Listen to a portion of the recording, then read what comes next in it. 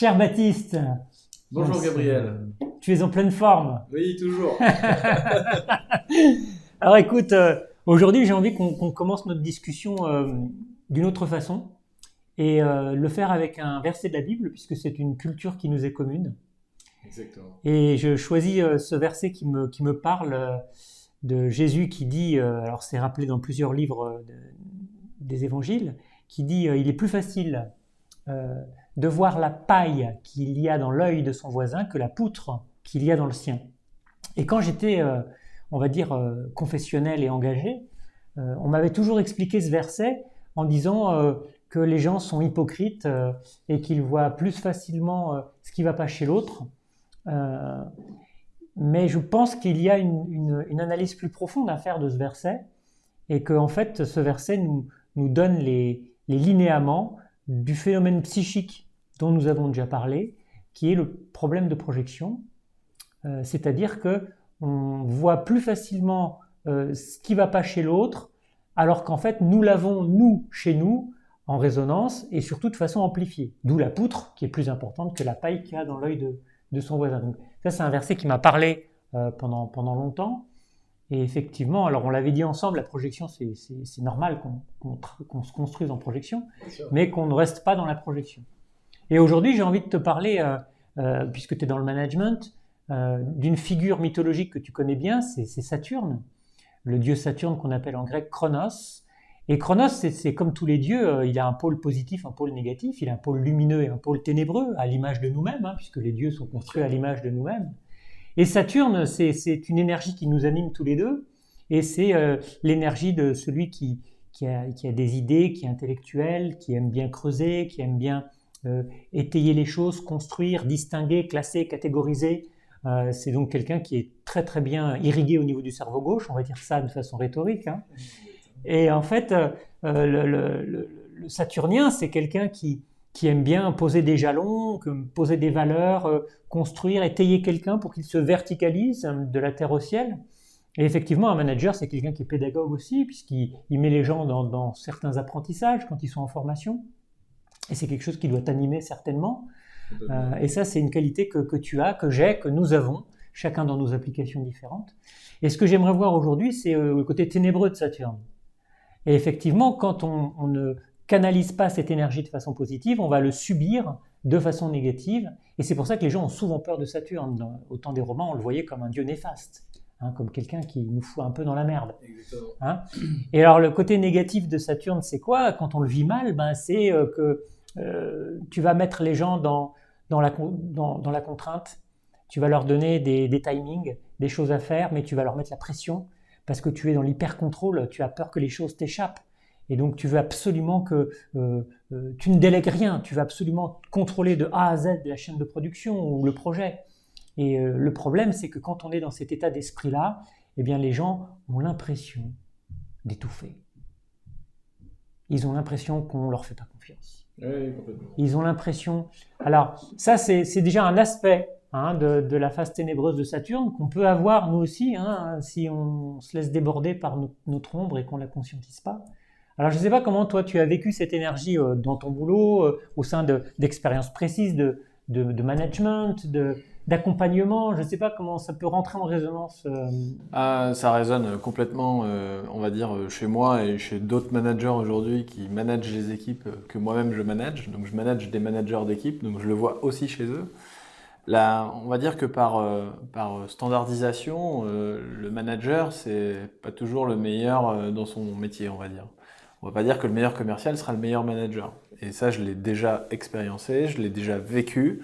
Et on est exactement dans le sujet de projection et notamment de mauvaise projection, la projection de son ombre.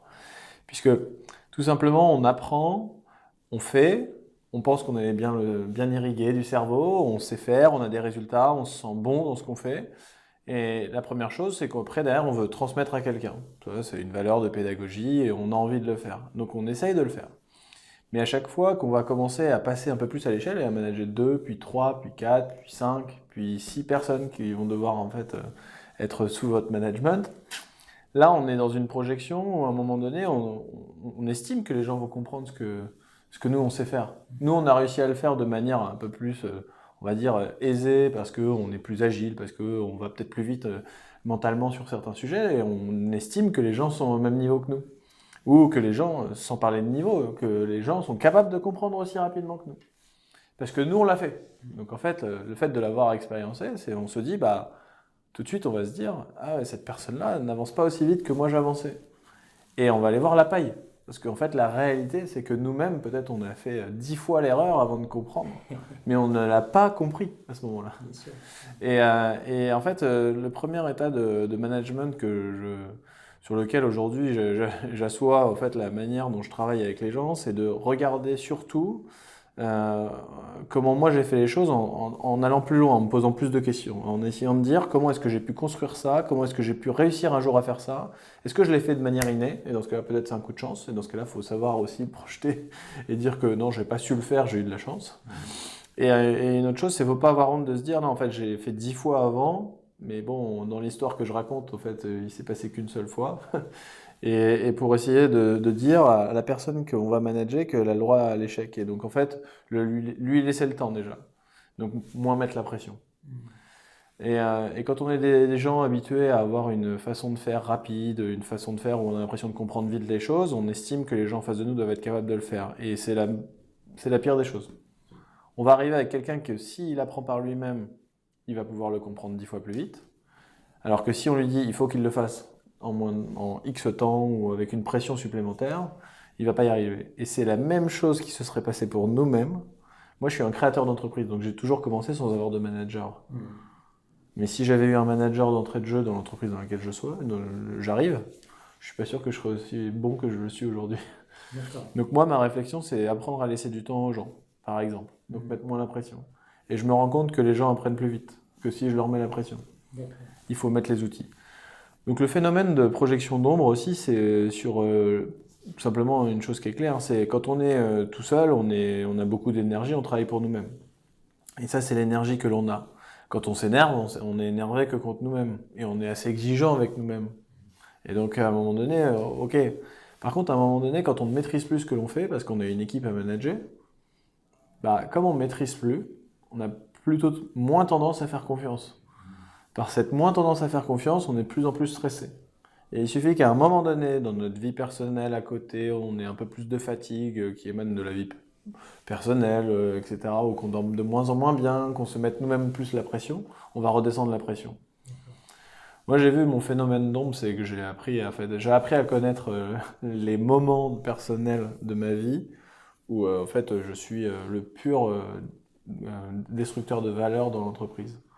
C'est si moi-même, à un moment donné, je suis en état de fatigue, et parce que j'ai pas mis les bons capteurs de signaux dans mes équipes, qui me disent que ça va ou ça va pas, bah, j'ai l'impression de moins maîtriser, et si à un moment donné je me sens stressé, bah, de toute façon l'entreprise va être stressée.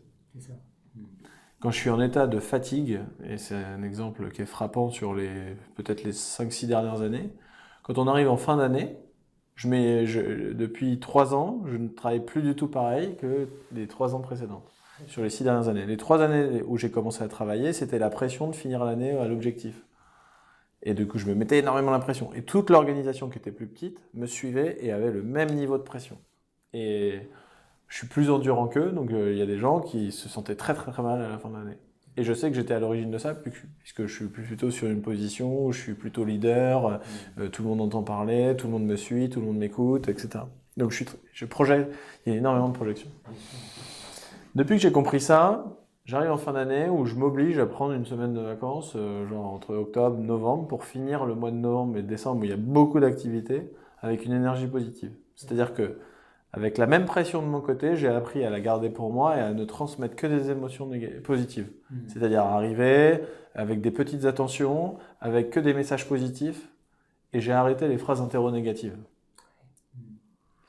Et en fait, juste le fait de connaître, juste le fait de m'être écouté plusieurs fois à faire des phrases interro-négatives, j'apporte énormément de pression.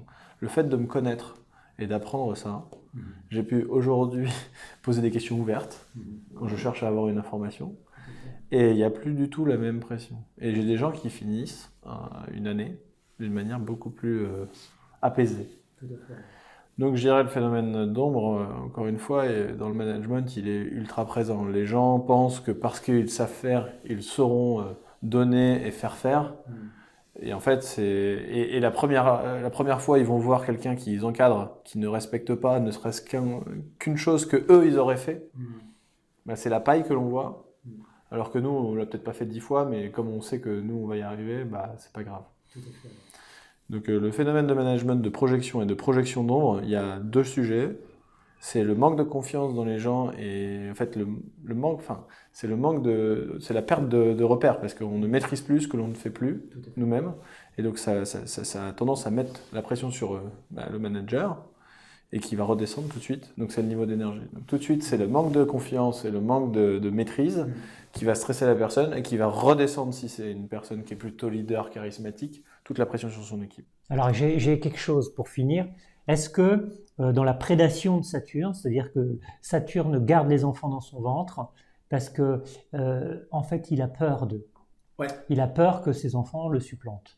Et donc une des ombres de Saturne qu'on a dans les projections, c'est qu'un manager, parce qu'il a peur que l'un des membres de son équipe ne le supplante parce qu'il est brillant, parce qu'il a peut-être des idées, eh bien il va essayer de le castrer, de le contraindre, de le limiter pour éviter qu'il ne prenne de l'importance parce qu'il a peur en fait, mais il se cache cette peur, le manager.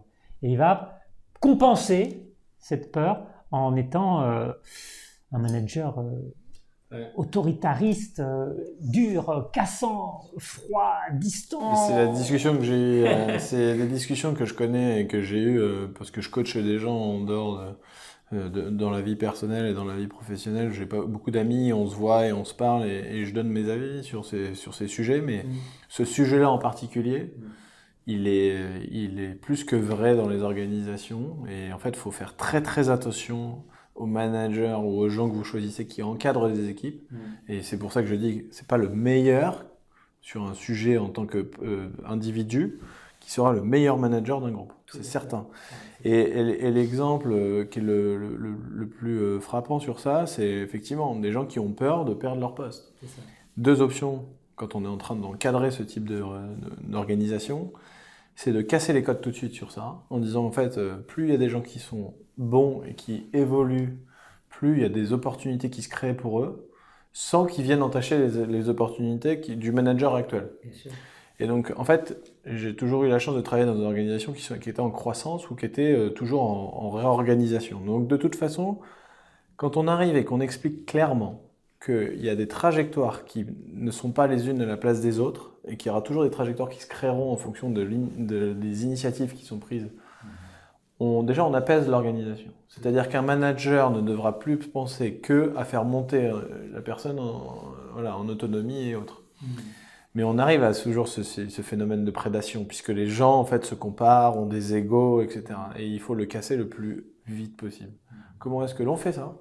On fait des cours, en fait, pas de projection d'ombre, mais en fait, on explique aux gens que leur pire ennemi, c'est eux-mêmes. C'est aussi la plus grande vocation d'un manager, c'est de faire grandir les gens. Donc, on fait de la pédagogie autour du fait d'accompagner les gens à aider d'autres personnes à se renouveler, à prendre de nouvelles opportunités, à grandir. Et en fait, dans ma vie professionnelle comme personnelle, on essaye d'aider les gens à devenir beaucoup plus, à grandir quoi. Sur cette verticalité, on les accompagne, c'est le bon moment. Et il faut faire très attention de le faire tout en se connaissant nous-mêmes. Et plus on se connaît, moins on projettera d'ombre. Et on laissera l'opportunité et la liberté à cette personne d'exister. Et parce que l'autre ego, qui est de dire en fait je suis carnassier, je les empêche, je mets la pression et je castre un peu ce groupe pour qu'il évite de grandir parce que j'ai peur. C'est à l'inverse de dire en fait je vais le faire grandir vers cet univers qui va plus être le mien ou alors de maîtriser à tel point qu'en fait on essaie de faire des polymorphes des personnes qui doivent être nos semblables. Et là en fait on projette, c'est sous le couvert on fait grandir en verticalité. Si on se connaît un peu, en fait, ou si surtout on connaît les gens qui font ça, on se voit qu'ils sont en train de façonner quelqu'un qui ne rentrerait pas dans cette case pour qu'il y rentre. Et là, on projette clairement de l'ombre parce que la personne peut être très très mal après, parce qu'elle a cru, elle ne savait pas, elle a cru, elle a fait confiance, elle est grandie, elle a mis en place, mais à la fin, elle est malheureuse. Elle étouffe.